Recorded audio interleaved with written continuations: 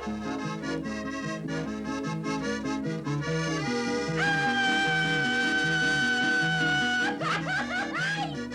viva la huelga!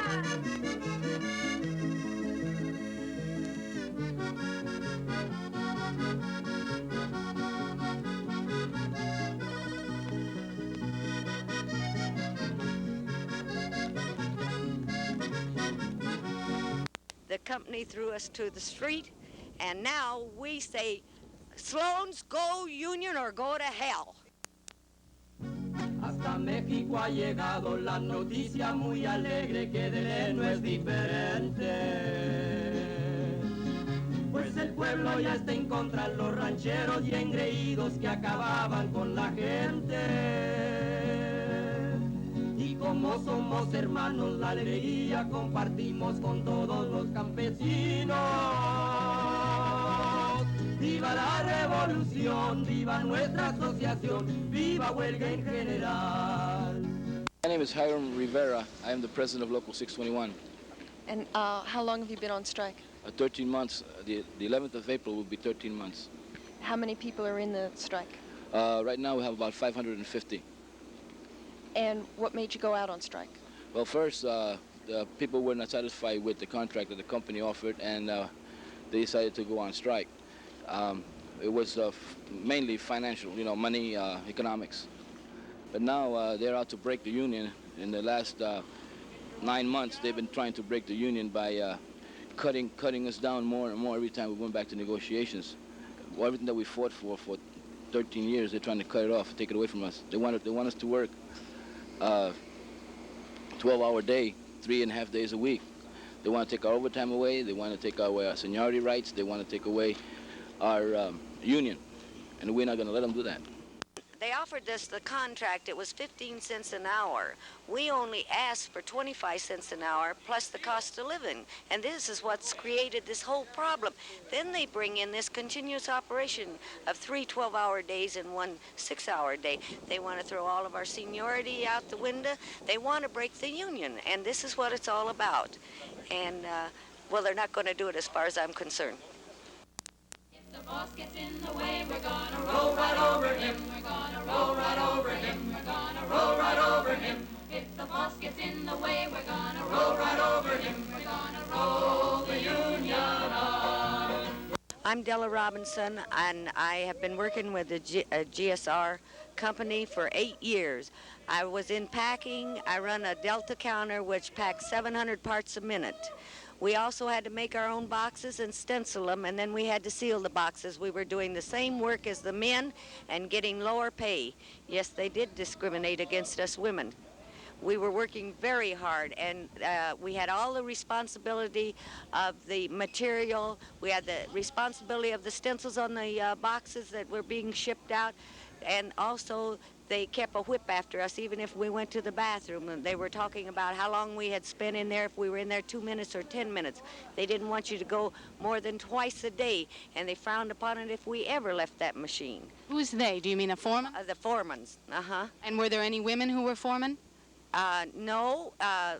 One lady was foreman, and they took her rights away while she was out on vacation, and when she came back, they had taken the lead lady's position away, but they did give it to men. Can you tell us how many women are in the plant, and what do the women primarily do? Do they all work in the same kind of job, or are they in different jobs? Different jobs. Assembly and packing. Assembly and packing. And what is the rate per hour that they get? Hey! Oh, the assembly make more money than packing. Do you know specifically how much money they get? The assembly girls made 17 cents more than packaging did. So there was only a difference. Packaging made $2.76 an hour. Assembly made 17 cents more than packaging did. After 8 and 10 years, that was $2.76 an hour. That is why we only asked for a few pennies a day when we went out on strike, plus the cost of living. The company threw us to the street, and now we say, Sloan's go union or go to hell.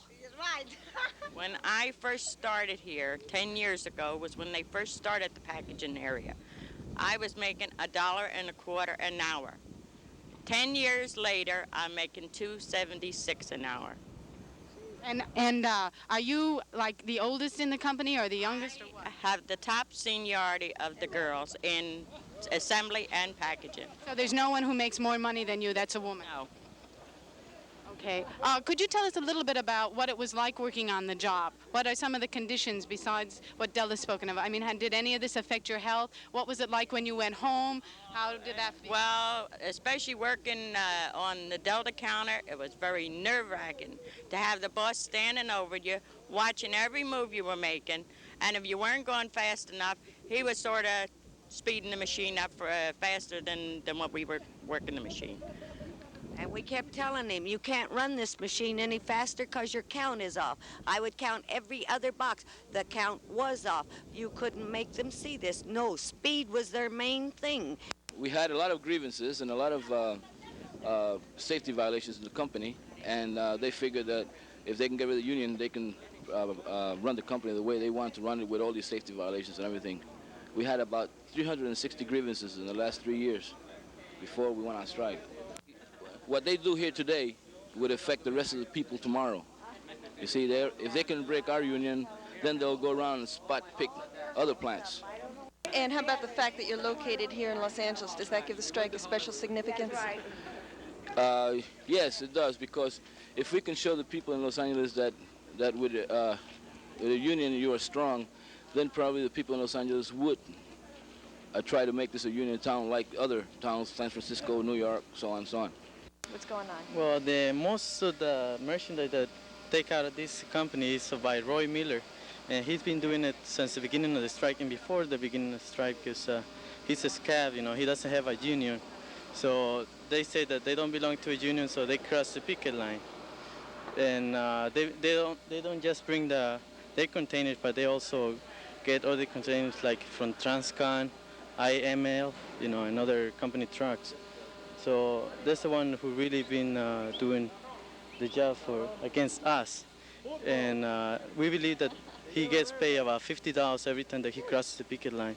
So they're making big money now. So he makes a business scabbing, in other words, huh? Right. Mm-hmm. Those kind of people you should expose. You've crossed the picket line, right? And we'd like to know what your feeling is, why you did that. If you could give us some of your own opinion about what's happening here. I think the strike's bogus. I'm doing my job. Why do you think the strike is bogus? What does that mean, bogus? I think about 60% of them's already gone back to work. How much? About 60%. The others already found jobs. There's only about, I'd say 15 or 20 of them are still out here. They even work here. Do you think what they're asking for is just demands? I think it was in the start, but I think they're wrong now. Pardon? I think it was in the beginning, but I think they're wrong now. Why?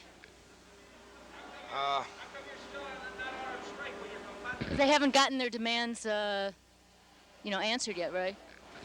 Well, maybe I shouldn't even be talking. Maybe I'm not even clear what their demands were. You work for the government? You work for the government? I work for all of you. What is your job? Labor Relations, Los Angeles Police Department. You didn't say that before. What kinds of duties do you have in that capacity as a labor relations officer? We protect the public, we protect the pickets, we protect the people on the line, we protect management. Who are you protecting the picketers from? Any violator.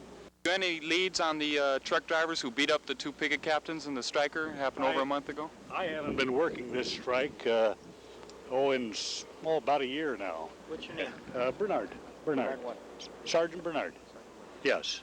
And as far as actually knowing what occurred at that time, I don't. If I did, I'd answer it. I don't know what the circumstances What about the case of Felix Avila, who was jumped by 5 squabs outside his house?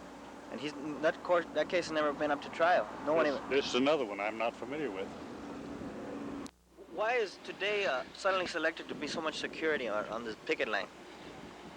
Was it because the TV cameras are going to be here? Is there extra security? I'm not aware of it. There's at least 6 cars going around here, undercover and uniform. Well, this I wasn't aware of. El día 8 de septiembre de los campos de Deleno salieron los filipinos. Y después de 2 semanas para unirse a la batalla salieron los mexicanos. Y juntos vamos cumpliendo con la marcha de la historia para liberar el pueblo. Viva la revolución, viva nuestra asociación, viva huelga en general. ¿Cómo se llaman ustedes? Yo soy Rafael Sánchez Juárez. Elis Ávila. ¿Y cuánto tiempo trabajaron ustedes en la fábrica de Sloan antes de la huelga? Pues yo tengo 5 años trabajando. Yo 1. ¿Y cómo se ven ustedes esta huelga por derechos de unión aquí contra la fábrica? ¿Y qué unidad hay entre esta huelga y los demás huelgas como de los campesinos y de los movimientos para derechos completos para los latinos en el sudoeste, como el movimiento chicano, la Mecha, la Raza Unida? Pues yo creo que estos movimientos que ha venido efectuando la Raza Unida, al igual que las uniones, es de gran beneficio para para todas las comunidades chicanas, porque tras de ello se busca la unidad, el buen entendimiento, la comprensión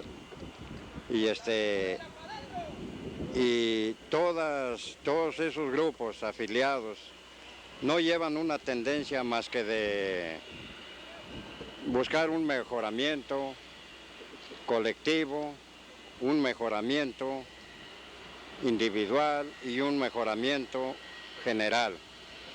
Con relación a la huelga yo considero que es muy necesaria, al igual que todos los demás grupos, pues el hombre se mueve muchas de las veces al calor de su propia necesidad y hace reclamaciones que pudieran ser fructíferas para el futuro, quiero decir, para las personas que vienen tras de uno, ¿verdad? O sean las juventudes que vienen detrás de nosotros. ¿Quieres contribuir algo, Félix? No, pues yo no. Pues dime, con los enemigos que tienen los campesinos, ¿le parece a usted que estos oficiales del gobierno, los cultivadores, los dueños de las grandes empresas, los oficiales corruptos, vendidos de las uniones como Fitzsimmons de los camioneros, ¿le parece a usted que estos mismos enemigos son los mismos que tienen ustedes? Pues se entiende de que en este mundo se tienen enemigos gratuitos y enemigos que se identifican por sí solos. Cuando ellos se oponen a se oponen a un movimiento, se oponen porque, claro, las empresas, las grandes empresas y las autoridades contribuyen para que esos individuos hagan efectivo la no huelga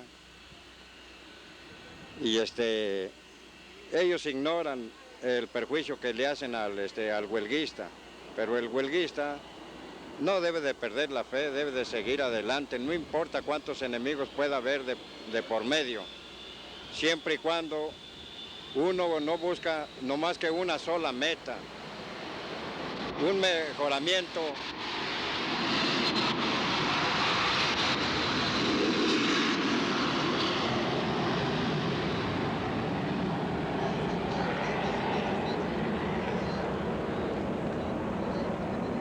Un mejoramiento colectivo, un mejoramiento físico y moral, porque se entiende que la persona al gozar de mejores salarios puede rodearse de más posibilidades y de mejores medios de vida. Since their land was stolen in 1848, the Chicano and Mexicano people in the Southwest have faced domination. Driven off the land, the people were used as cheap labor in industry, and the Southwest has become a haven for anti-union companies. What made the recent victory at FARA possible? Estela Gomez, a FARA striker speaking at a recent Sloan rally, said, "We won by the power of our strike and boycott, and I'm sure that you will win your fight next." In the face of united pressure from the company, government, and media, the strikers of Local 621 have sworn that they will never knuckle under, but will continue to fight, strike, boycott until they have won. Saben los contratistas que ni caro ni barato comprarán nuestros hermanos. Pero como es bien sabido que para mantener familia más sueldos necesitamos. Y hasta bueno compañeros, como dice César Chávez, esta huelga ganaremos. Abajo los contratistas, arriba nuestros huelguistas, que se acabe el esquilón. Viva la huelga en el fin, viva la causa en la historia, la raza llena de gloria. La victoria va a cumplir.